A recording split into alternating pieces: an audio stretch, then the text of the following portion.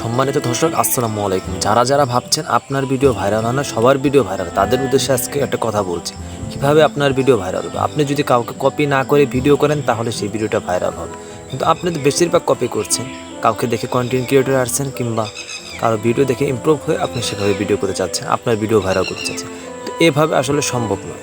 আপনাকে ভিডিও করতে হবে অবশ্যই ব্যতিক্রমধর্মী, আর সেজন্য কী করতে হবে, যে কন্টেন্টটা কেউ করে নাই সেই কন্টেন্টটা নিয়ে আপনাকে ভিডিও করতে হবে। অবশ্যই আমি বোঝাতে পারছি। ধন্যবাদ সবাইকে।